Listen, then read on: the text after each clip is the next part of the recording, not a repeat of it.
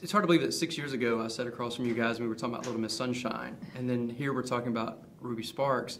Then we were all raving about this film, how great it was, and now here again we're raving. I mean, you guys are just going to make this habit of only doing fantastic movies and just waiting and making us, pine for 6 years until we get another one? Well, we were really spoiled by the reception we had with Little Miss Sunshine, and you don't want to come back with anything that you like less. And fortunately, we love this movie. We're very excited to see what happens with it.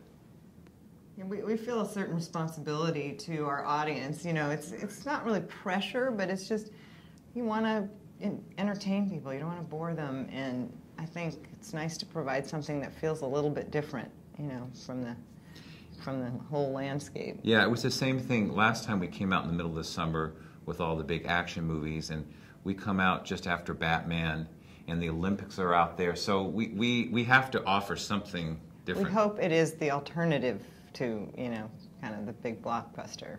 It's like one of those palate cleansing films that Little Miss Sunshine was, and I don't want to continually compare the two, but there are so many similarities in that, in the fact that in the midst of the Spider-Mans and the Batmans, you have something that's a little bit more cerebral that you can kind of sink your teeth into and love some characters in, and so I think that's a good thing. Good. That's what we thought, but I'm glad you agree. Ruby Sparks isn't medicine. It's hopefully an entertaining experience. It's a roller coaster ride, but there are elements that you won't find in the action movies or even other romantic comedies.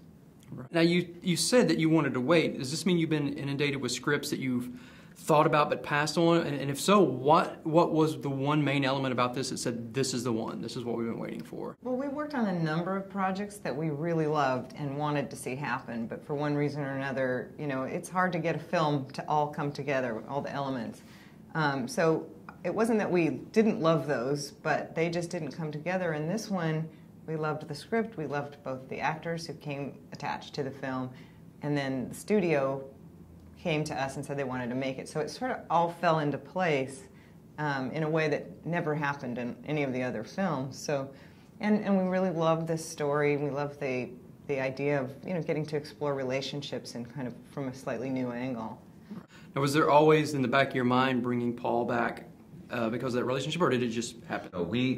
We've remained friends with Paul and Steve, all the cast, Tony, all the cast of Little Miss Sunshine, and we're always looking to find places to work with them again, and Steve sends us scripts. Without doing Little Miss Sunshine 2. Right, right. We always wanted to, we loved all those actors, and, it's just finding the right project.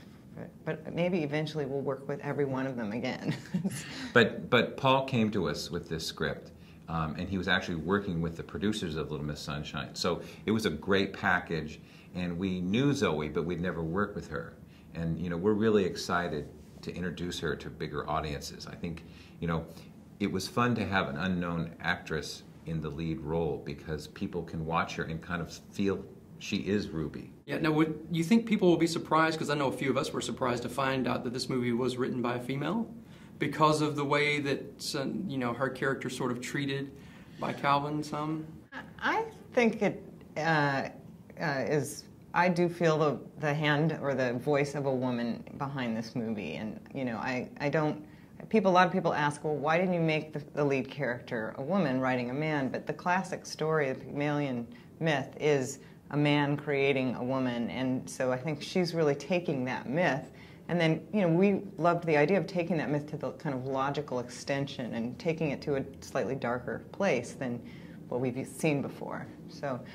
I think it has a distinctly female perspective, actually, even though it's a male character. And that was one of my other questions, was would it have worked in reverse? But I see now the point that women have always been able to give birth to create new life. Right. Men have always been jealous of what women have, and so this is really a distinct story for men who wish they could create something. But now through this we see why men aren't really given a job. Yeah, I think that the problems that Calvin faces are problems we all face. Look, when in any relationship, it begins with a fantasy. It begins with fiction. When we meet someone, we kind of project who we want them to be, and then slowly but surely we learn who they really are. And that's a little bit what Calvin faces in this. Talk a little bit about directing the scene where he's manipulating her to do all of these like rapid changes. Did you guys just say go through this barrage of emotions and we'll find what works, or how did those scenes play out? It was very choreographed. I mean, it took us a long time to figure out exactly what should happen in that scene, and on the morning of the shoot, we just sort of wrote down, okay, he's going to tell her to, you know, dance. He's going to tell her to snap her fingers. He's going to say, you know, you're a genius. She's going to say you're a genius, and we realized that that scene was as much about what Calvin was putting himself through as what he was putting her through. So it was important to bring back certain elements from the movie, like the "you're a genius" line, which he hates so much, but for him to kind of inflict that on himself was, you know, part of what he's going through there is this kind of exorcism, you know. Yeah, I mean, we like how the film does go to a darker place. You know, that doesn't happen a lot in romantic comedies.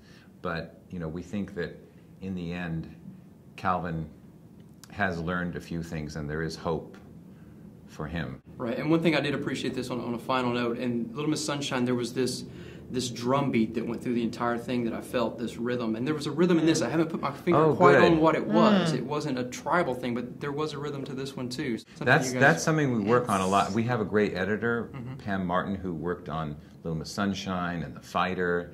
You know, in a movie like this, you really try and make it as lean and mean as possible so that, you know, you're always a little bit ahead of the audience. And the pace is the thing you work on more than anything. It's just getting it to move in a certain way, and, you know, it's very nice that you noticed that.